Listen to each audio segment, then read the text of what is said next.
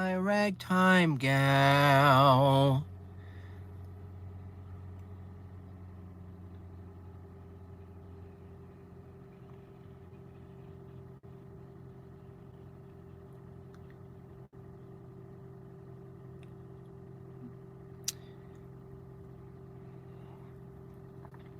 Harrow.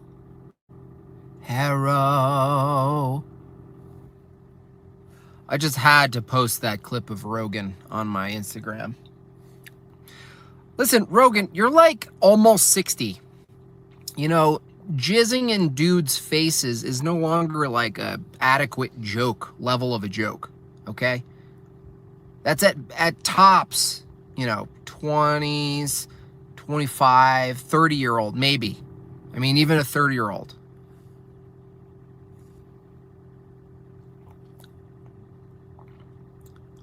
Books, yes. Well, I'll wait till more people get here. 22, yeah, 22 tops. Seriously.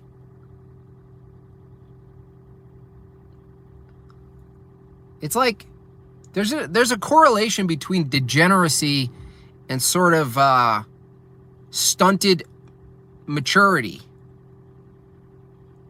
And I guess that bothers me about Joe Rogan. I mean, I don't want to be a hypocrite because someone could watch me and be like, wow, he's, talks a lot about these serious topics, philosophy, religion, pointing out this, pointing out that, making fun of it. And then all of a sudden it's like full on 15-year-old insults.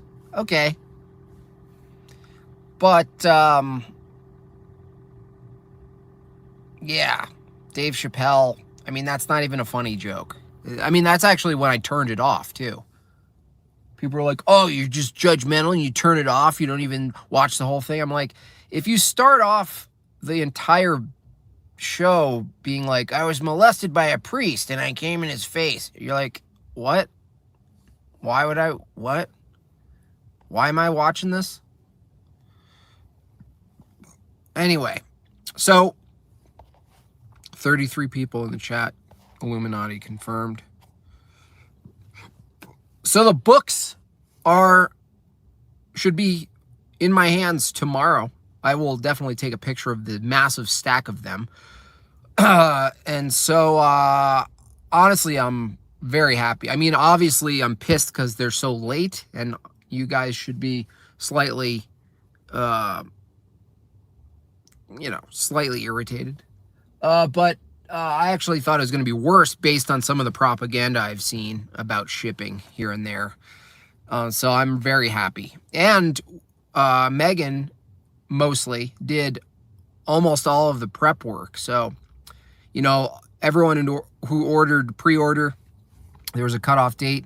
All the stickers are already pre-packed. All the added bonuses are packed. And so, it's all ready to go.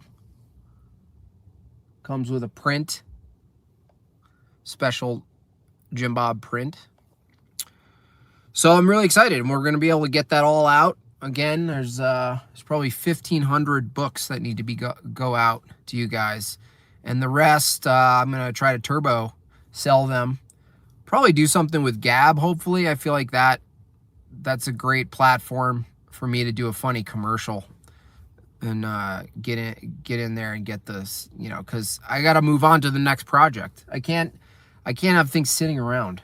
So thank you all to who ordered, but especially who ordered early and have been waiting this whole time and patiently. There were very few, if not like maybe 3 people who were like,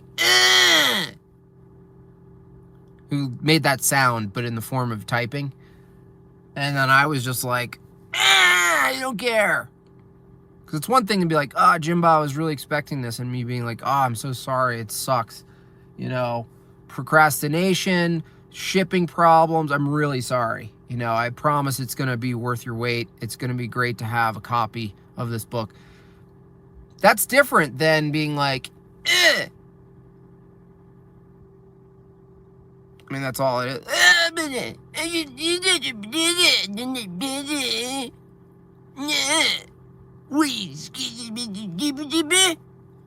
No, you don't deserve my book. I don't care how late it is. You don't get it. I'm sorry. Someone else gets it.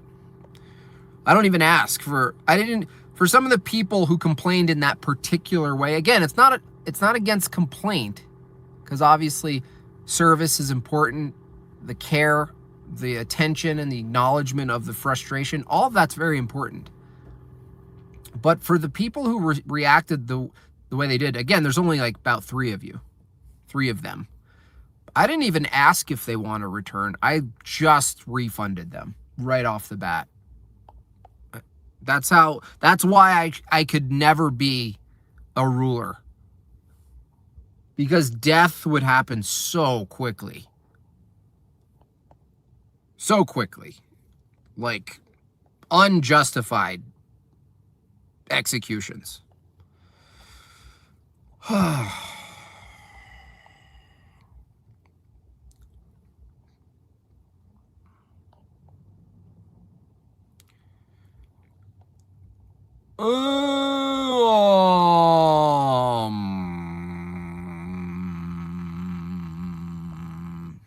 Savage Refunds Volume 1.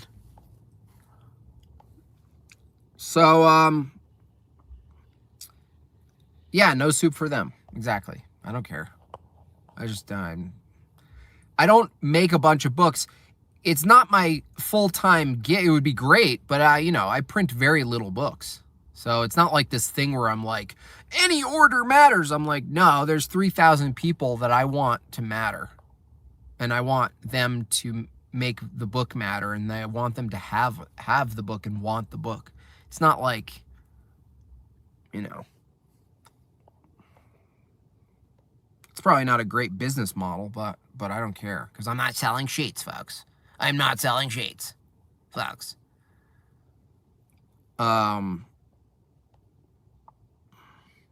Don't say the word cringe. Unjustified execution.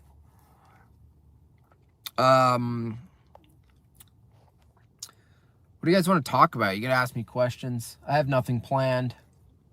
I'm just very excited about the books. I'm excited because it puts me, the stress of not knowing is over. Also, it puts me in a mindset to know what my future is. It's really important to know.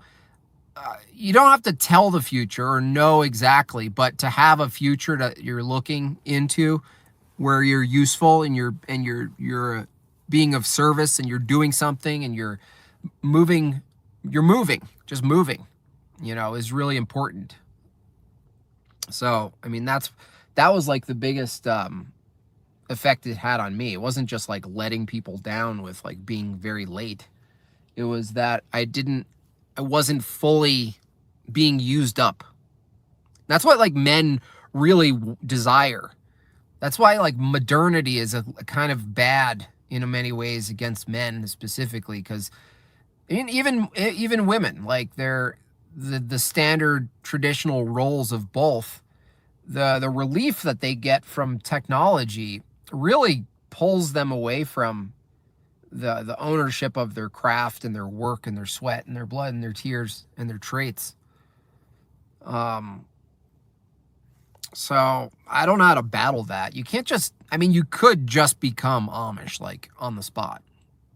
I do like this parallel economy. I really think it's possible without a major war to follow suit with that meme, parallel economy. Not just parallel economy, but Christian parallel economy. I think it's pretty much the best time to, whatever field you're in, whether it's healthcare even, there's a huge opportunity in doing that, and providing providing service for given in-group ideology and preference. Like, it's funny that many of us who are on the right side of things, or even the center right side of things in the past, have sort of rode the wave of classical liberalism, where we're making fun of the left because they're so into identity politics and, what would Martin Luther King think, all these things. And they're always pointing to the hypocrisy and whatnot. And then you realize, well, after all of this time, you start to realize, well, in a way, identity politics and the polarization of ideologies has been very useful. It's been like a massive colander to just look at, the behaviors of any given group or mindset. And then you have a clear map, and you're no longer sold in this idea that, well, no, we're all going to live together perfectly in a fabric, and we have to accept each other's behaviors, is just as valid as the next one. That's the like the modern classical liberalism that's been pushed into the zeitgeist of the right. And now the right's rejecting it. And they're going, actually, no, I'm not going to complain about what Netflix makes on, Netflix making cuties. Yeah, I'll say it's disgusting and it shouldn't happen, but you gotta replace it. And that's what I like about Gab, is that at least in his domain, Andrew Torba and company are replacing the things that, would normally be a 5-part series on PragerU or Steven Crowder. Oh, look at that. Why are they doing it? They're so inconsistent with their... You're just like, shut up. Just make the replacement if you can. I mean, I can't make the replacement. I'm the replacement for maybe some level of entertainment, like low, I'm not saying low tier like quality. I mean like visibility, low visibility, comics, animation, comedy, satire. I can replace the garbage that you see on some of the channels, or, the demonic shit that you see on Cartoon Network. I can't yet fully produce a 22-minute episode, because of time constraint, but you get the picture. And that's the opportunity for all of us. You look at what we've been complaining about for the last 10 years, and then you look at what is your gift, what's your skill, what do you provide? And it doesn't mean you have to create an equal in magnitude size audience or platform as something that you're criticizing. It just means you have a part in that parallel society, I guess we can call it. We all have a part that we can contribute. And then, like an old friend I used to be fairly pessimistic and nihilistic.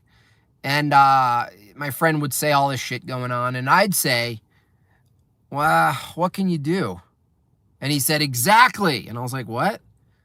He's like, exactly. You just got to say it upward, though. And I was like, what are you talking about? He's like, say the same response, but upward. Like end up. End it up. And I, finally realized what he was saying. And instead of, what can you do, though? What can you do? No, what can you do? Like, you have to actually literally ask yourself, not like abstract casting of defeat. Oh, what can you do? No, what can I do? And it's not like, what can I do about something else that's a problem? Just start with, what can you do? What are you capable of doing? Isolate it. If you don't have something, what are you willing to be capable of doing? And suddenly you have a future that you can live into that has a purpose, a direction, and it's consistent with what you value. And that alone will change your entire mindset, because you're no longer in this mindset of, oh, what's going to happen with my job if they force the jab and I have to quit and all this stuff.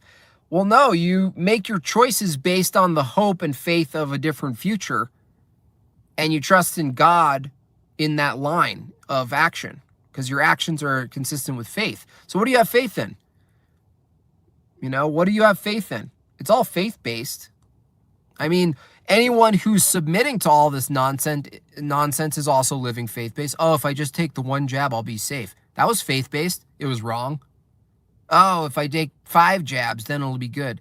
Faith-based, wrong. Faith comes from listening. Who are we listening to?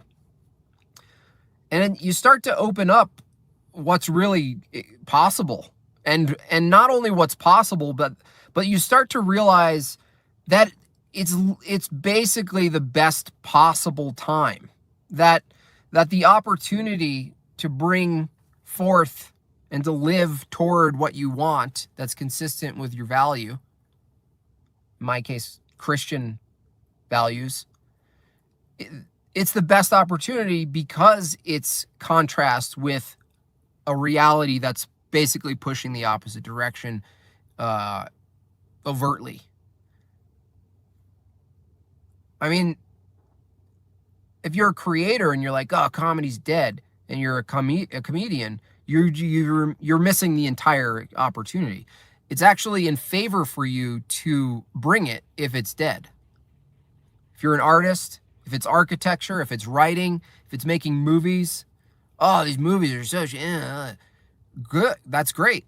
That means the demand that you see requires your attention. That's awesome. Oh, the values of morality is just decaying everywhere. Great. Opportunity to bring it in. You get to be the one to do that. And so there's almost no more excuses. It doesn't matter how many Jesuit priests or Jews or Freemasonic astronauts you can point out. It doesn't matter how intricate you could lay out the banking system. It doesn't matter how many connections you could make between WHO, NIH, and Economic Forum and the Rockefellers and all these people. It just doesn't matter in the end because you're left with yourself, in front of your family, and you simply go, what am I doing? What do I do? Not what do I think about all of it. Hey, what do you think about all this? It doesn't really matter because whatever you're doing actually matters. What you do with the information is the wisdom. The information is not wisdom. You could pump someone full of information and there's no wisdom. How do you take it somewhere? How do you use it properly? Is it even useful in the things you want to do?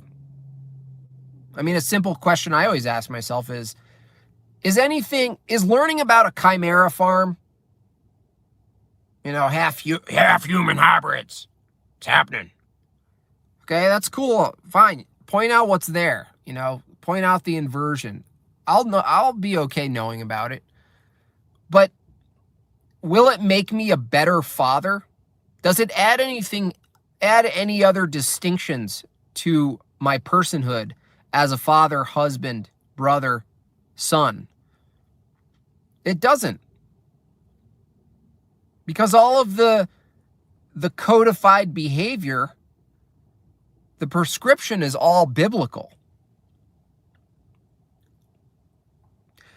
The InfoWars are descriptions. The scripture is a prescription. Prescripture. Prescript. Scripture. Prescribe. And it's a really important distinction. It doesn't, you can get really, I've done it. I do it. I'll still do it. I'll still find myself going down rabbit holes. What I call what did I call it? The rabbit hole centipede, where you go through a rabbit hole and you're like, oh, I'm finding out so much. I can't wait to get to the other side and get to the end of the light and come out of the rabbit's mouth. And I'm going to tell the world. And then you never quite find the mouth. And then you think you found a mouth, but it's just connected to another rabbit hole. And you're just in endless information disinfo warfare program that requires your full attention. That's the point of it.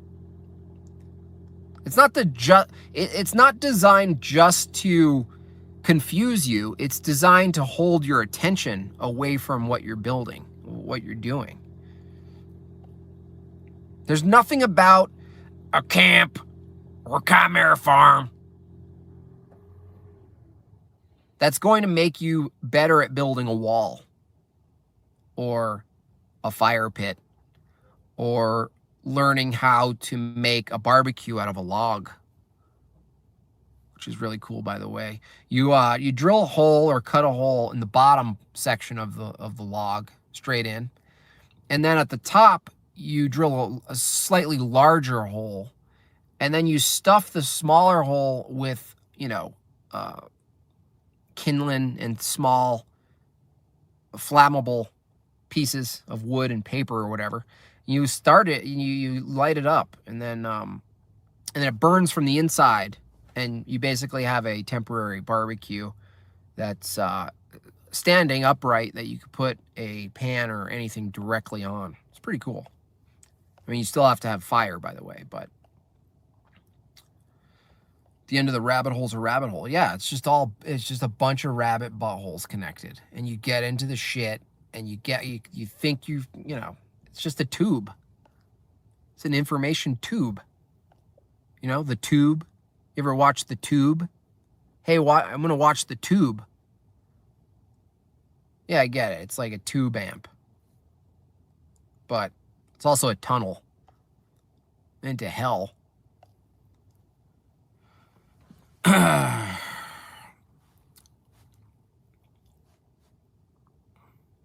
So you're free to do what you want. You're never not free. You're always free to do something. There are consequences to things, even outside of law. There's moral law. There are consequences. There are actual law. You are free to go punch someone in the face. I think that seems to be a misconception. It's like you're free to actually do everything. It's just that the acknowledgement of what the structures are, the consequences, and that's what everyone's fighting about. It's not actually the freedom to do something. It's really, freedom means free from consequences. That's why I believe freedom is partially a Luciferian trick. Freedom, don't you want freedom?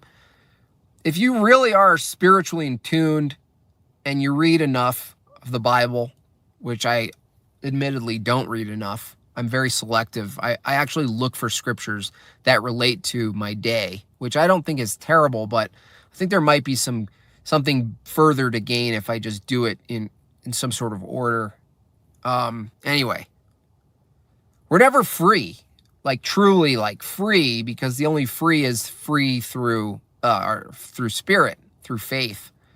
We're never actually like, you know, we're just free from the illusion of consequence. You know, oh, please make it legal. That way there's no consequences. Oh, lower the age of consent. There's no consequences. That's the only argument for freedom, is the removal of consequence.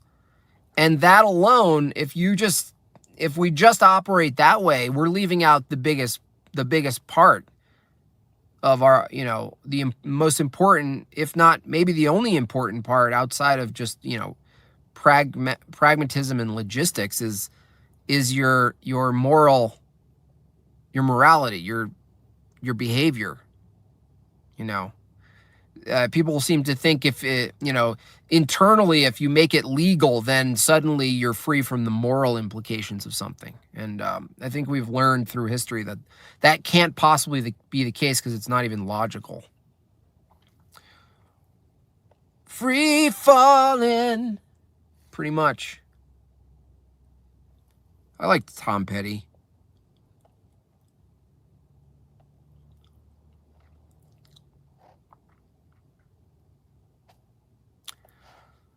Do what thou wont shall be 1/3 of the law.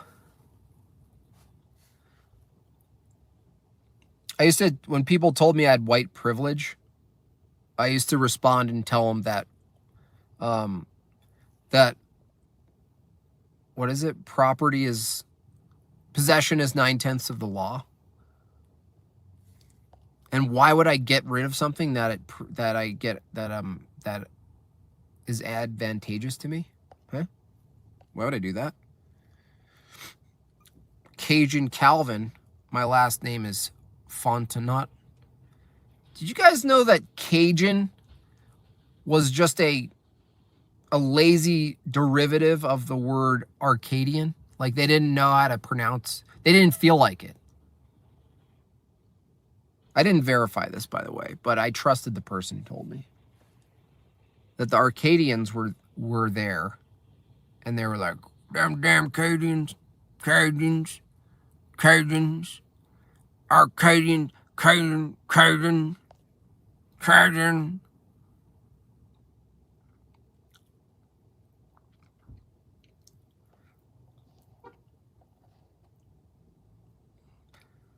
Can we ask Mom and Bob to do some Bible study streams? Absolutely.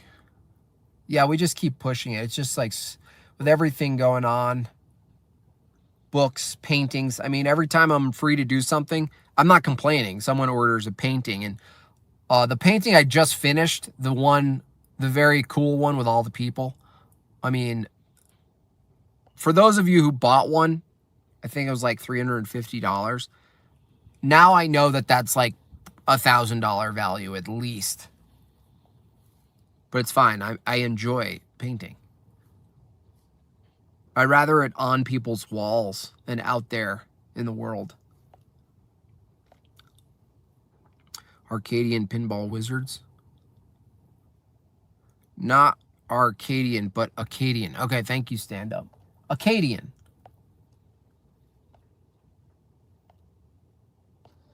Where are they from? I'm Caucasian. That's hilarious. For those of you who just came in, I mean, I was talking, maybe there were 50 people in here. I wanted to let you know that the exciting news titled this stream Books is that the books should be in my hand tomorrow.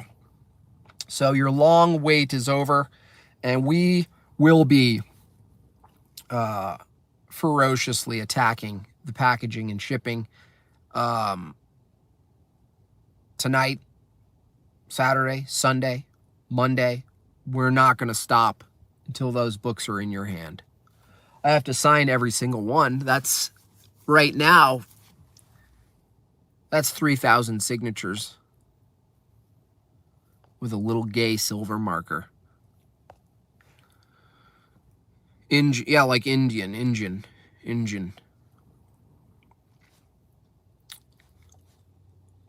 What's y'all's favorite Bible to read? I read an Orthodox study Bible. Because it goes back really far, and it's I forget it's like one of the versions, one of the earliest offshoots from the Hebrew. Plus, I like that Orthodoxy brings in philosophy, logic, makes a lot more sense in the way you communicate.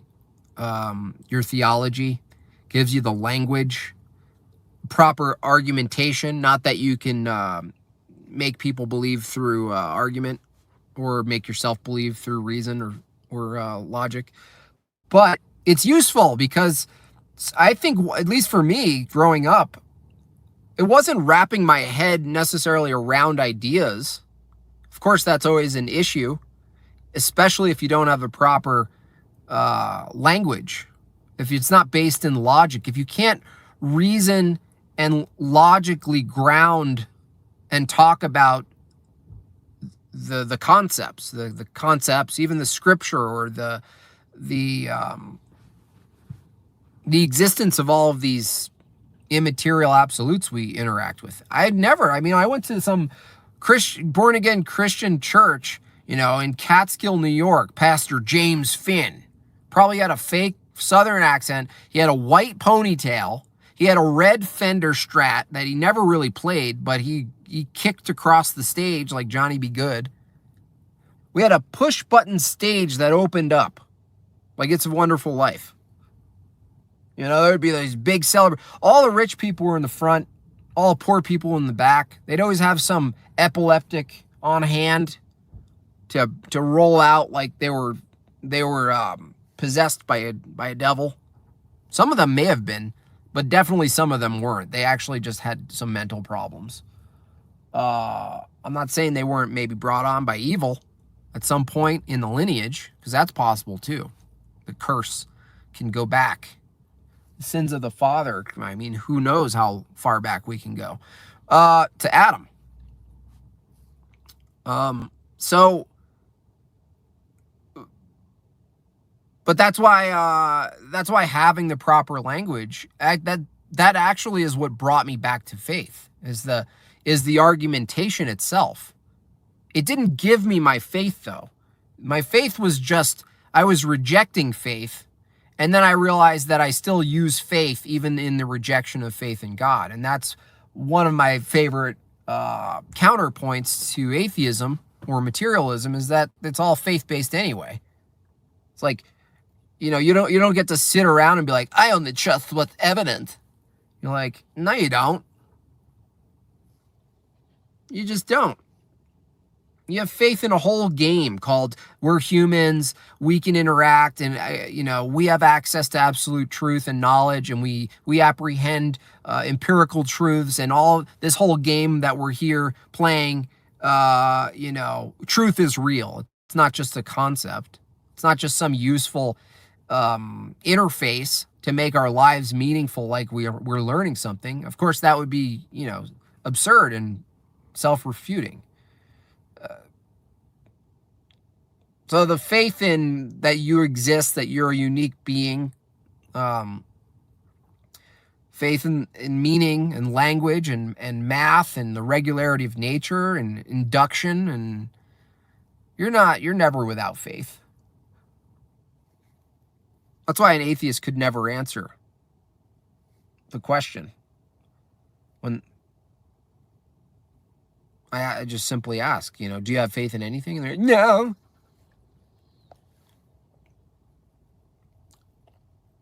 Anyway, Pastor James Finn, I believe, I don't know if he's ever arrested, but I'm pretty sure he was caught stealing. He had snakeskin boots. He had a silver Mercedes. He corrupted, as many do.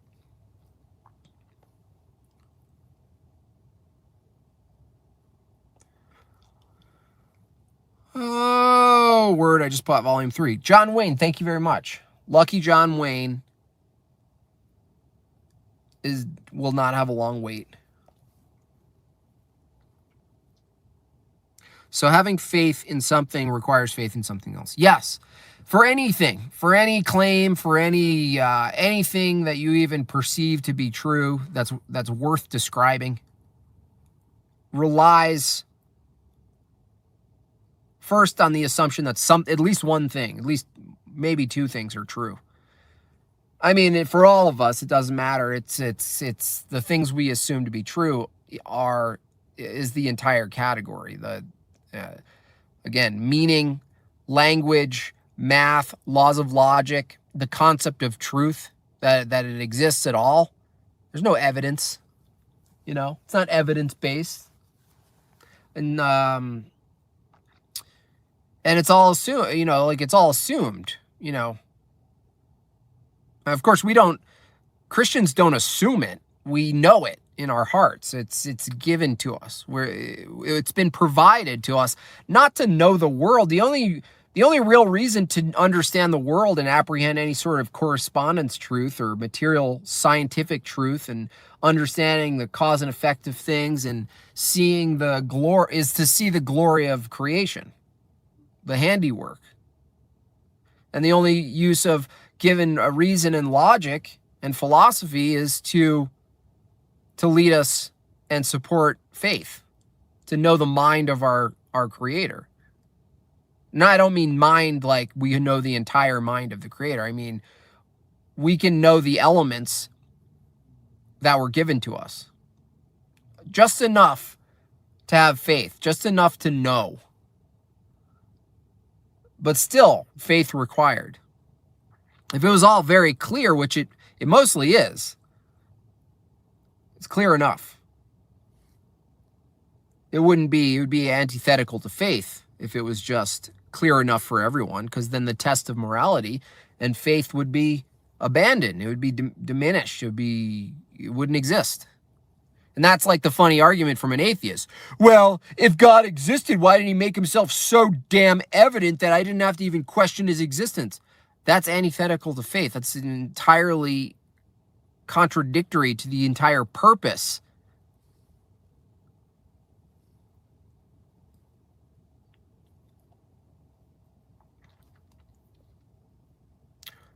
Books coming? Yes, NED. Books are coming. For those of you who just joined again, the books are going to be in my hands tomorrow. So all the pre-packaging is done. It's just going to be Megan and I just turbo folding boxes, putting the books and everything, and just launching them out. There you go.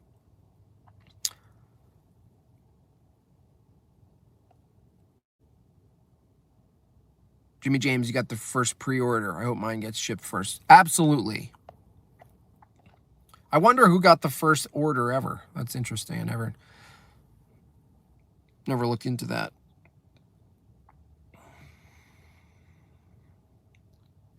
I was hit with a 2x4 at my private Pentecostal church at the age of 15. It didn't go well. People are nuts. Took me forever to come back to faith. Wow. I mean, was that a punishment, or was that like, God's gonna stop you from getting hurt when I hit you with this 2x4? I mean, I would have almost taken a snake bite over that. However, Hoodly Daddle, you don't know that 2x4 isn't the thing that affected your brain in such a way that you're capable of impersonating almost anybody. So, I would stop complaining about that. You just never know. But, I mean, that sucks. I had 3 older brothers, so, whether it was handmade darts thrown at me, frozen paintballs shot at me, I had to develop a defense real quick. You know what my defense was? My defense was getting them to believe I was insane to a level where they didn't actually want to invest any time in doing any of that stuff, because I could maybe just, I don't know, do something while they're sleeping. I don't know. I don't even know. Make them think that I don't even know what I'm going to do.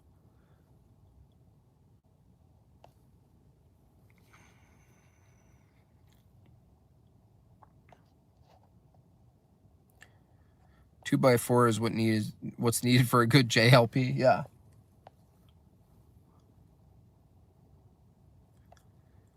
Yeah, the light brain damage allows him to copy JLP. Yeah, that might be the case. I mean, I can't even impersonate JLP without turning into like a Pfizer victim. Like that's why I just gave up.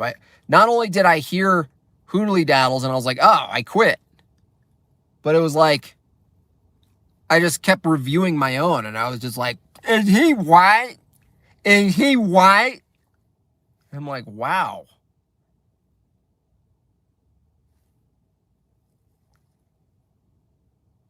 Are you a baby mama? Are you a baby mama? Lesbian witch. Is she a witch? Lesbian.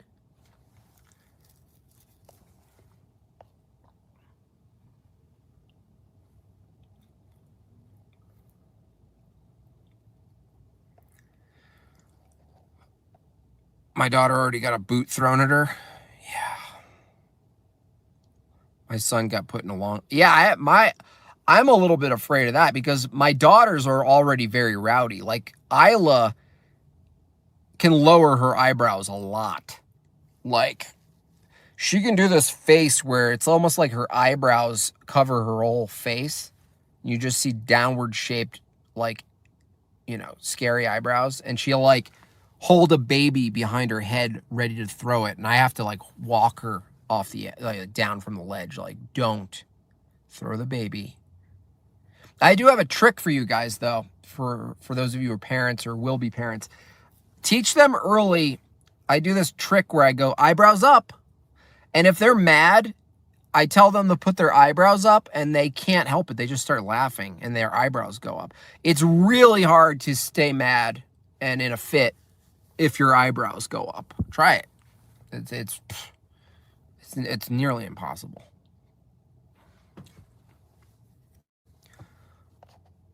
When's the JLP skit coming? It's coming. It's close. I had to finish there's a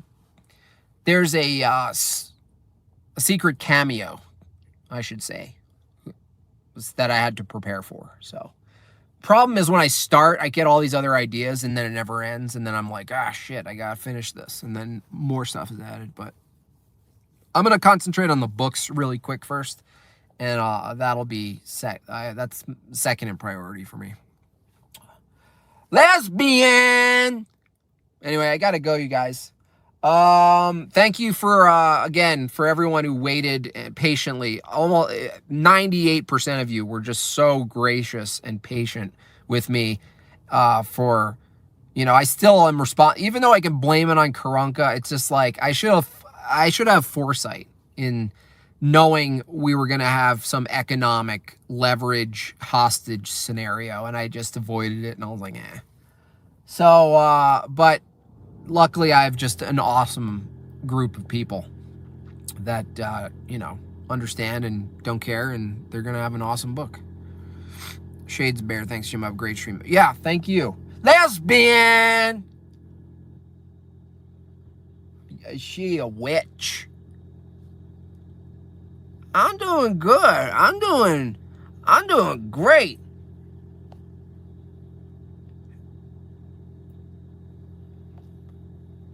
Your daughter, on this show talking about a dominatrix. You whip people? Are you white? You whipper? You like slaves? Lesbian! What the?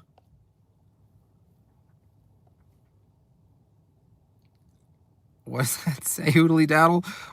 Idea goy.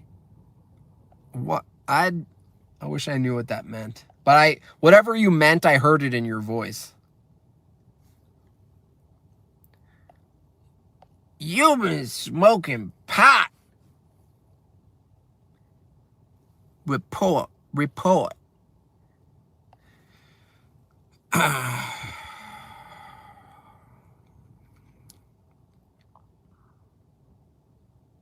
Amazing.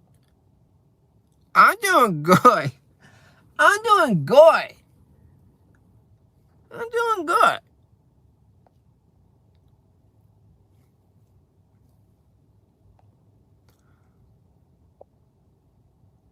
Is there a black?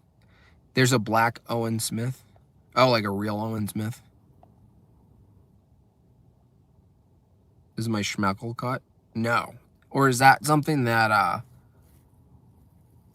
is that something JLP asks people?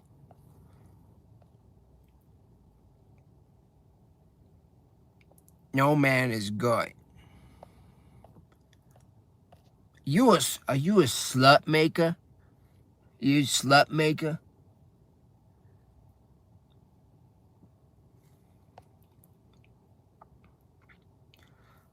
I'm doing good. I do it good.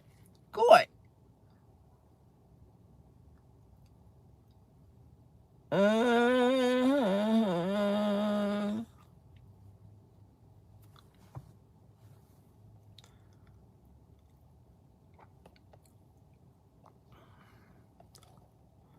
Lesbian.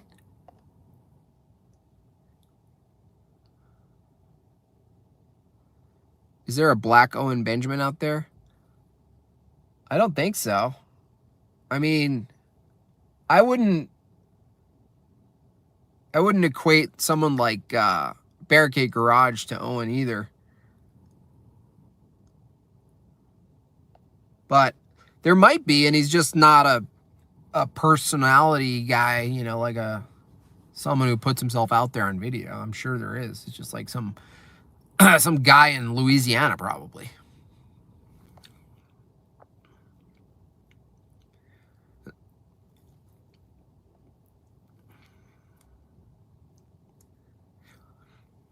Oh, one more thing before I finish. Okay, so this whole Joe Rogan nonsense, not the thing I just posted, just in general, people are like, well, why does he stand up to, Big Pharma? Why does he play that little role?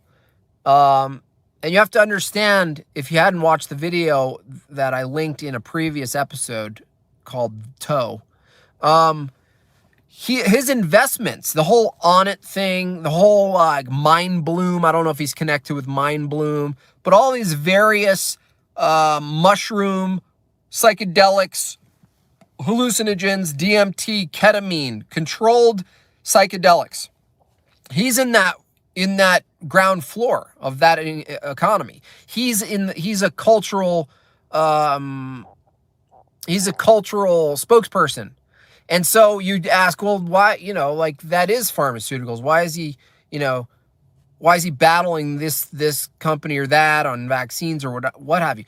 He's in a battle. He's in the ground floor and trying to, at least whether it's him or he's just an asset, of establishing some of the market share in that world and rebranding the acceptance, rebranding the interaction between the masses and psychedelics and drugs in general. So in his view, the things he's invested in and the things he's a part of, Esalen, MAPS, multidisciplinary association for psychedelics, it's in his interest to take control over the narrative and have psychedelics and drugs, the legal kind and the controlled kind, in a good light. It's in his investment to have those things show up in good light for most people.